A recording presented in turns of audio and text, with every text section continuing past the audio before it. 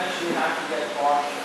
So if I have a good grip, right angle, back, if I get a good grip on anything, I can wait. Go ahead. I can wait, but no. I don't want to go yet. Maybe I'm waiting, and I'm like, no, I'm not going to take the chance. Okay? And just keep grip, stay chill. Still hang on to the valve, which is giving you a lot of trouble too. Right? Oh, he's exerting energy. Okay? So that's the idea. Control is everything. So as long as I have that, I'm okay. Solid close guard, pressure on the back of the head. I'm flaring my elbows. Right? I grab the belt, I flare my elbow, I grab the belt, I flare my elbow. And it's a lot to deal with. If they just stay down and do nothing, okay, now we start to look for other things. But initially, this whole thing, every guard has the first thing that everybody teaches off of that guard. Right? Because that's the thing that works every time for everybody. Right? If you teach the spider guard, there's always that one sweep that everybody teaches. The first sweep, right? Because everybody knows it's the one that works. It's the one that you're going to pull off more often. So this is the highest percentage technique that you're going to do off of this guard. You just have to be patient and wait and take your time and ride it out, and then the minute they go up, take the ride. Bump. Okay? Alright. Come on. So, say he's like, they're a little worried. Now they don't want to do anything. The posture stays down. Right? He's thinking about it, don't know what to do. Now I can start to look for my own attacking options. And again, we set up, control, execute what you want, follow up. If you don't do the first two, doing what you want and follow up is non-existent. Okay? You need a good grip and setup, and you need to keep control of it long enough to do what you want. Okay? Remember I said control buys you time. I tell you guys that all the time. Control buys you time to figure stuff out, to think, to recognize stuff. If you don't recognize stuff, at least you have control.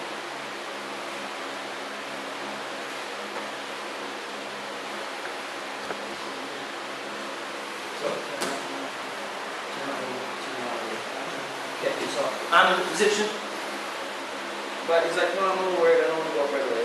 So he's maybe trying to get his hand back on my hips, or this kind of thing, which is easy kimura right there. You can see it. I don't even have to teach you, you can see it. Right? But for others' sake, I'm going to punch my hand through the hole, and I hug it. Remember what I said about the hip switch earlier? I hug it. If I want control, I hug behind my head. If I don't want to do anything. If I want to start to attack, I'm going to grab my collar instead. Okay? There's my hip switch. The hand from the belt goes to push his head. Okay? And I keep on going close for a bit, just for control. The more he tries to posture now, the easier it's going to be. Foot goes on the hip. Other foot on the hip. Now, you're going to learn a lot of tech videos that drive the hips in, and you can still get it. I personally, I like to move my hips away and hug the arm really tight for the armbar. It's crucial that you push on the head, because this is where a lot of white belts lose this position with the inverted armbar. It's because you allow them to do what? They're going to realign and push themselves back in. So if I move, if I'm here, and I just hug like this, they will push themselves back in and pull their arm off. Okay?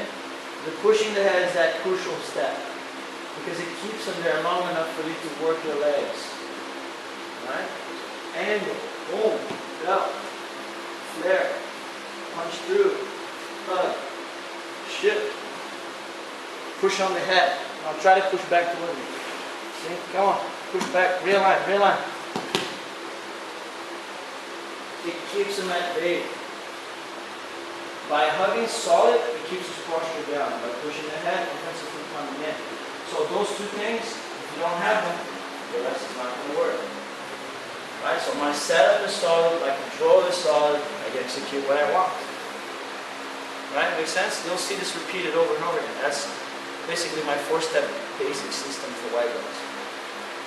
Set up 1, control 2, execute when you want, follow up. One more. I use my good strategy here to create an angle. Always bring your knees in, your legs in, almost like passing the belt to your hand. Okay? Good posture, good collar control. Hand goes through, hug, shift my hip, but look, I'm not releasing just yet. Now I extend and push his head. They're all going to fight. The more they fight, the easier it is for me to put my feet on the hips. I hug my elbows straight down. And look, I like to move away.